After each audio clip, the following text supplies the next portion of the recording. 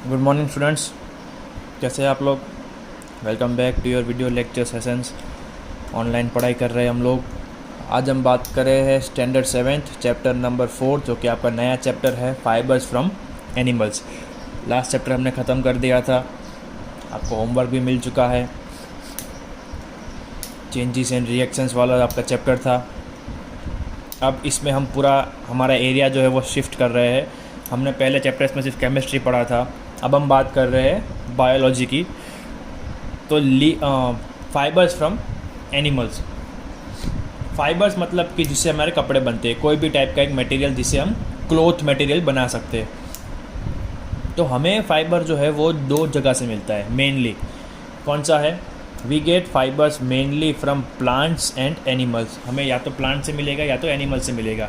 जैसे कि हम हमारे खाने के लिए डिपेंडेंट है, कुछ लोग नॉनवेज खाते हैं तो एनिमल्स पे डिपेंडेंट है, और कुछ लोग वेज खाते हैं तो प्लांट मतलब कि एग्रीकल्चर फील्ड या क्रॉप्स पे डिपेंडेंट रहते हैं। तो हमारे फाइबर्स के इनकम के लिए, हमारे फाइबर्स के हमारे नीड के लिए भी हम किसके ऊपर डिपेंडेंट है? या तो प्लांट्स के ऊपर डिपेंडेंट है या तो एनिमल्स के ऊपर डिपेंडेंट है। अब हमें प्लांट्स में से जो फाइबर मिलते हैं वो है कॉटन और फ्लैक्स, जो हमने पढ़ा है। कॉटन यानी रूह, कपास, और फ्लैक्स यानी जिससे हमें वो जो बोरी आती है आटे की, ब्राउन कलर की, यानी आप लोग कोथड़ो कहिए, flax, jute, that are used in that purpose. Animals में से हमें मिलता है सिल्क और वूल। सिल्क आपको पता है बहुत सॉफ्ट होता है, और वूल जो होता है वो आपको पता है हमें शिप्स में से मिलता है। तो वो हो गए हमारे एनिमल्स में से हमारे फाइबर्स के ऑप्शंस।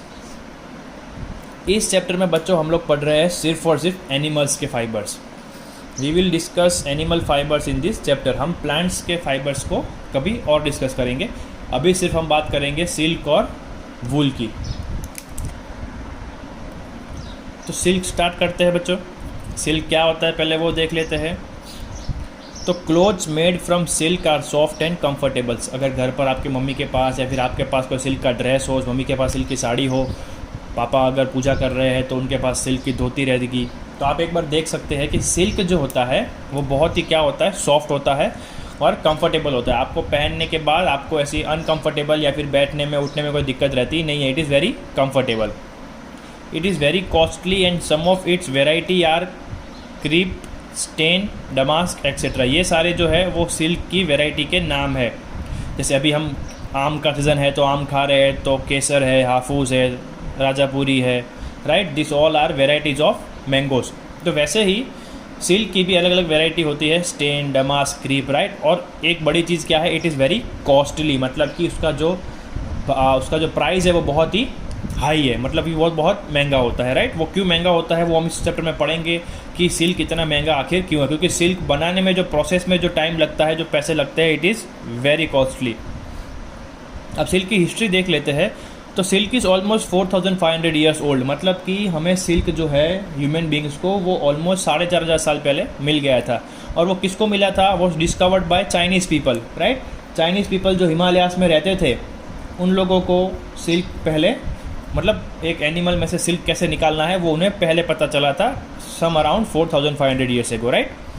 अब सिल्क ऑब्टेन कैसे होता है? तो silk is obtain from silk worms. एक कीड़े होते हैं छोटे, रेशम के कीड़े जिसे हम बोलते हैं। सिल्क मतलब रेशम। तो रेशम के कीड़े जो होते हैं उसमें से हमें क्या मिलता है? सिल्क मिलता है। वो क्या करते हैं? वो पहले छोटे छोटे अंडे छोड़ते हैं। एवरी एनिमल्स बच्चे पैदा करते हैं, कुछ अंडे छोड़ते हैं और कुछ डायरेक्ट एनिमल्स डायरेक्ट बच्चों को पैदा करते हैं। तो सिल्क जो अपने अंडे छोड़ेगा उसे क्या बोलेंगे? Larva. Silk is obtain from silk worms and their eggs are called larva. तो जब सिल्क वॉर्म अपने अंडे छोड़ेगा तो वो कौन से नाम से पहचाने जाएंगे? लार्वा के नाम से। अब इन जनरल ये जो प्रोसेस है सिल्क वॉर्म को बड़ा करने की, उसको खिलाने की, उसके अंदर से सिल्क निकालने की, इस सारी प्रोसेस को क्या बोलते हैं? सेरीकल्चर बोलते हैं। जैसे कि हमने लास्ट ईयर पढ़ा था कि भाई फूड जो हम उगाते हैं उस सारी प्रोसेस को क्या बोलते हैं? एग्रीकल्चर। हम उसमें बीज डालते हैं, पानी डालते हैं, खातर डालते हैं, हम देखते हैं कि ठीक से उग रहा है कि नहीं, हम उसे काट कर घर ले जाते हैं। तो ये सारी फसल उगाने की प्रोसेस को हम क्या बोलते थे? एग्रीकल्चर। तो ऐसे ही हम लोग जो सिल्क वॉर्म को हम लोग पालते हैं, बड़ा करते हैं, खिलाते हैं और सिल्क निकालते हैं, इस पूरी प्रोसेस को क्या बोलेंगे बच्चों? सेरीकल्चर बोलेंगे। अब हम स्टार्ट करते हैं हमारा सिल्क प्रोडक्शन का टॉपिक जो डेप्थ में है। हम लोग एक बाय एक स्टेप देखेंगे कि पहले तो सिल्क वर्म कि जो बच्चे होते हैं, जो अंडे निकलते हैं, वो कैसे बड़े होते हैं, फिर वो अपने लाइफ में क्या क्या चेंजेस लाते हैं तो उनकी बॉडी में से सिल्क बनता है, वो सब हम डिटेल्स में एक्सप्लेन करने वाले हैं। तो स्टार्ट करते हैं कि भाई एक सिल्क मोथ मतलब एक किस्म का कीड़ा, राइट। एक जो कीड़ा होता है सिंगुलर में, तो एक फीमेल ये जो सिल्क मोथ होती है वो शुरुआत करती है कैसे, तो single female silk moth is kept in linen bags where it lays around 200 to 500 eggs and dies. क्या होता है कि ये जो सिंगल फीमेल सिल्क मोथ है, एक अकेली मादा सिल्क मोथ जो होती है, वो कितने अंडे देती है, 200 से 500 अंडे देती है, और फिर क्या हो जाती है, मर जाती है। अब इन 200 या 500 अंडों में से कुछ अंडे जो है वो वापस से निकाल लिए जाते हैं, उन्हें सेव कर दिया जाता है, किस लिए, वापस से रिप्रोडक्शन करने के लिए, right. Some eggs are preserved for further reproduction and the rest are used for silk production. अब ये 200-500 में से मान लो 50 अंडे हमने निकाल लिए कि भाई इससे हम आगे और अंडे बनाएंगे, तो फिर अगर एक मादा ने फीमेल सिल्क मोथ ने 500 अंडे दिए हैं तो हमने 50 निकाल लिए, तो हमारे पास कितने बचे, 450। तो हम उस 450 में से सिल्क निकालेंगे और बाकी के जो 50 बचे हैं उसे हम छोड़ देंगे, किसके लिए, वापिस से रिप्रोडक्शन की प्रोसेस के लिए। These eggs are kept in incubators and fed mulberry leaves। अब ये सबसे इम्पोर्टेंट स्टेप है, वो उन्हें इंक्यूबेटर में रखते हैं। अब इंक्यूबेटर बच्चों एक इलेक्ट्रिक डिवाइस है, आपके घर में ओवन होगा, ओवन अगर नहीं भी है तो आपने देखा होगा, एक बॉक्स जैसा आता है जिसमें टेम्परेचर मेंटेन्ड रहता है, मतलब बाहर चाहे कुछ भी हो जाए, 50 डिग्री गर्मी हो जाए, 0 डिग्री ठंडी हो जाए, बारिश गिरने लगे, तूफान आ जाए, इंक्यूबेटर के अंदर का टेम्परेचर कभी भी डिफ्लेक्ट होगा नहीं, राइट। उसका टेम्परेचर आपने जिस डिग्री पर सेट किया है वो उसी डिग्री पर रहेगा जब तक आप उसे चेंज नहीं करते हो, राइट। वो इलेक्ट्रिक डिवाइस है।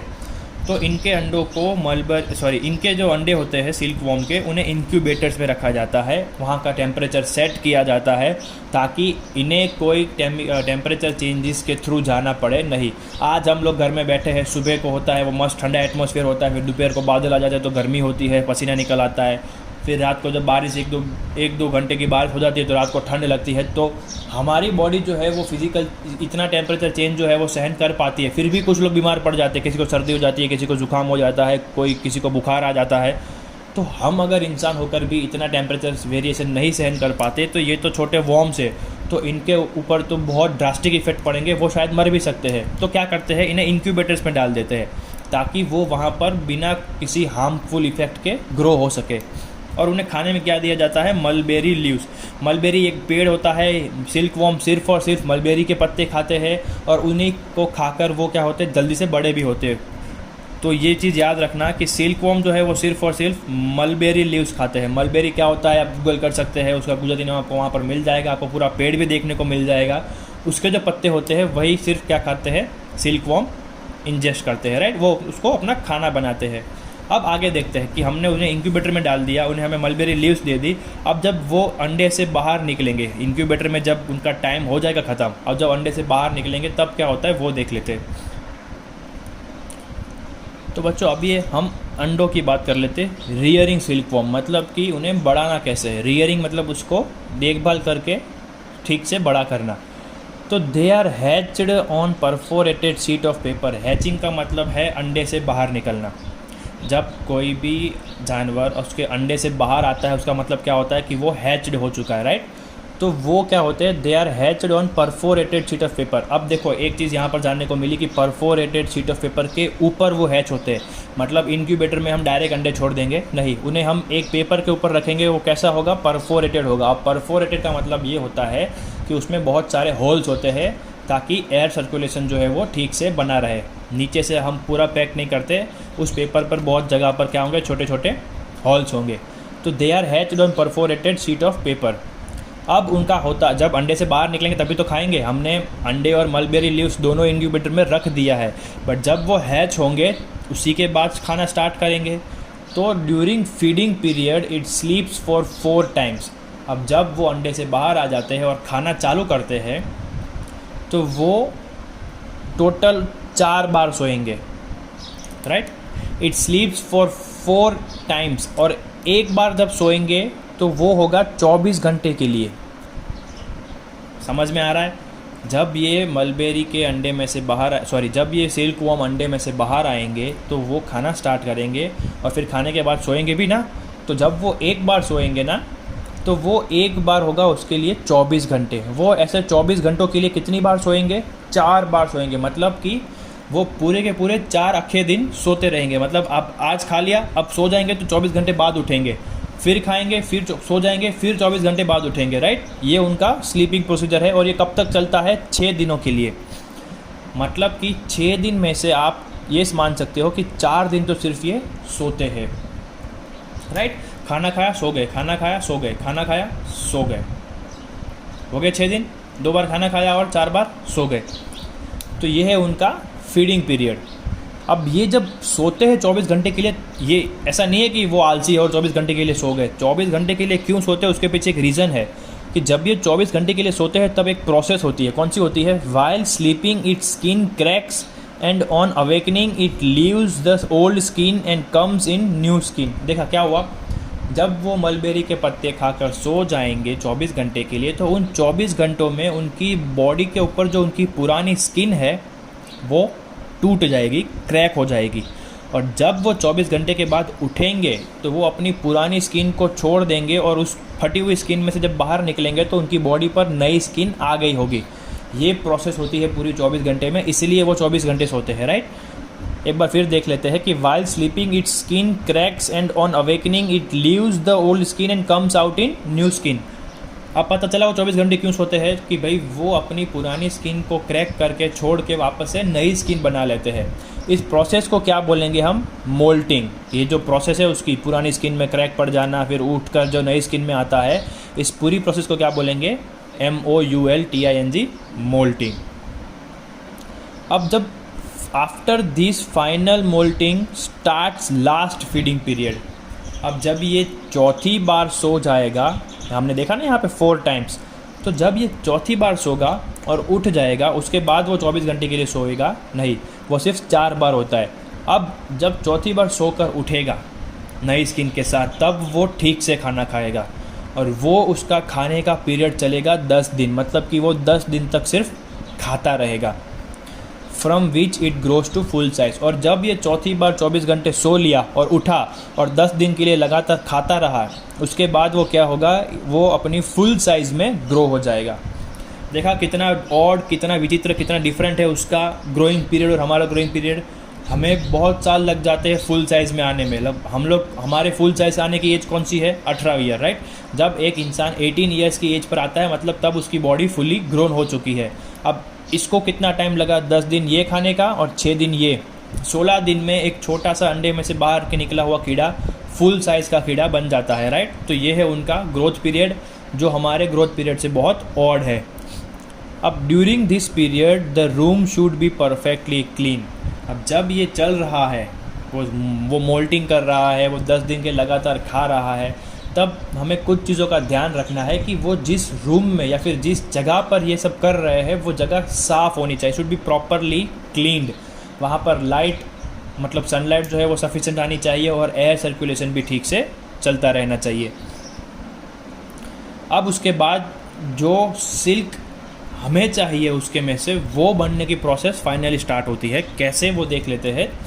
When they are fully grown, they make protection for themselves called cocoon। अब जब वो फुली ग्रोन हो जाते हैं तो वो तो छोटे से इंसेक्ट है, बाहर तो बहुत बड़े बड़े इंसेक्ट है। अब छोटे से कीड़े को तो कोई चूहा या सांप भी खा लेगा, तो उन्हें खुद को बचाने के लिए वो क्या करते हैं? अपनी बॉडी के आसपास एक प्रोटेक्टिव लेयर बना देते हैं। किसका? फाइबर का। एक छोटे छोटे रेशम के। अब ये जो ककून बनाता है वो रेशम है एक्चुअली। वो सिल्कवर्म क्या करता है? अपनी बॉडी के आजू बाजू में पूरी बॉडी को कवर कर लेता है। किससे? एक लेयर से कवर कर देता है जो कि सिल्क की होती है और उसे हम क्या बोलेंगे? ककून बोलेंगे। अब होता तो ये सॉफ्ट है, लेकिन ये जब सिल्कवर्म के ऊपर होता है तब वो हार्ड होता है, पत्थर जैसा हार्ड होता है। वो कैसे हार्ड बनता है? cocoon which is soft covering and it gets hard by some liquid secreted by insect। अब आपने देखा होगा कि बहुत सारे प्लांट्स जो होते हैं वो अभी अगर हम तोड़ देते हैं तो उनमें से वाइट कलर का लिक्विड निकलता है जो कि उनका प्रोटेक्टिव लिक्विड है, जिसे हम चीड़ बोलते हैं। तो ये जो सिल्कवर्म है वो भी अपनी बॉडी में से ऐसा एक लिक्विड बनाएगा जो इस ककून को क्या करेगा? हार्ड कर देगा। और हमारे लिए जो सिल्क है वो यही ककून होता है। उस ककून में जो वो सिल्क वॉर्म बनाता है लेयर बाय लेयर, वो जो थ्रेड यूज़ करता है वो हमारा सिल्क है। तो उस सिल्क को ककून में से कैसे निकालना है वो हम अगले वीडियो में लेक्चर में डिस्कस करेंगे। अभी के लिए ये इतना काफ़ी है। इस वीडियो को आपको 1-2 बार फिर से देखना पड़ेगा। कुछ वर्ड्स ऐसे हैं जो एक बार में समझ में तो आ गए, बट ठीक से समझने के लिए आपको वापस से एक बार उसके थ्रू जाना पड़ेगा। तो कीप स्टडिंग। मैंने लास्ट वीडियो में भी बोला था, अभी बोल रहा हूँ कि स्कूल मैनेजमेंट जो है वो आपके एग्ज़ाम्स लेने की सोच रहा है नेक्स्ट मंथ। 100% तो नहीं बोल सकता, बट ऑलमोस्ट 99% आपका एग्ज़ाम होकर ही रहेगा। ऑनलाइन एग्ज़ाम ले रहेंगे स्कूल वाले। तो पढ़ाई करते रहिए, होमवर्क भेजते रहिए। खास मैं बोल रहा हूँ, मुझे सिर्फ 2 या 3 बच्चों का होमवर्क आ रहा है इस क्लास से। You are not sending the homework properly, और ये आपके मार्क्स पर इफेक्ट करेगा, क्योंकि अब सब कुछ ऑनलाइन हो गया है।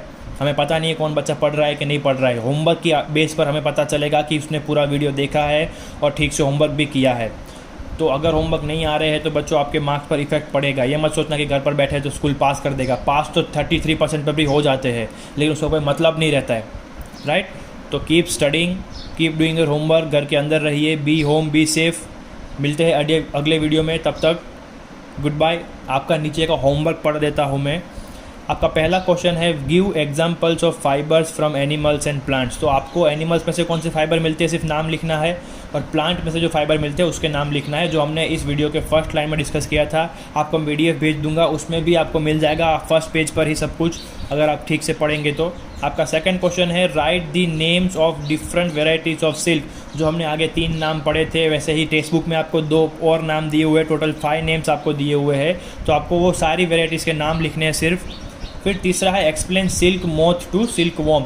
तो ये जो रियरिंग ऑफ सिल्क वॉर्म है, उससे पहले का जो टॉपिक हमने डिस्कस किया वो आपको PDF में से लिखना है। PDF में उसकी हेडिंग यही है, silk moth to silk worm. तो आपको पूरा लिखना है। चौथा है, एक्सप्लेन रियरिंग सिल्क वॉर्म। ये काफ़ी बड़ा है, इसीलिए मैंने 4 क्वेश्चन दिए हैं। 5th क्वेश्चन नहीं लिखा है, क्योंकि रियरिंग सिल्क वॉर्म जो है वो टेक्स्ट बुक में से लिखना है आपको, तो वो थोड़ा बड़ा है। ये जो पेज है ये उसका आधा है, तो मतलब ये इससे भी बड़ा होगा, तो आपको वो भी लिखना है। इसीलिए मैंने आज सिर्फ 4 क्वेश्चन लिखे हैं, 5th क्वेश्चन आपको नहीं दिया है। तो पढ़ते रहिए, होमवर्क करते रहिए, और होमवर्क की PDF भेजते रहिए। अभी भी कुछ बच्चे जो है वो पिक्स भेज रहे हैं, पिक्स नहीं भेजने हैं, PDF बनाकर भेजनी है। तो पढ़ते रहिए, मिलते हैं अगले वीडियो में। Good bye.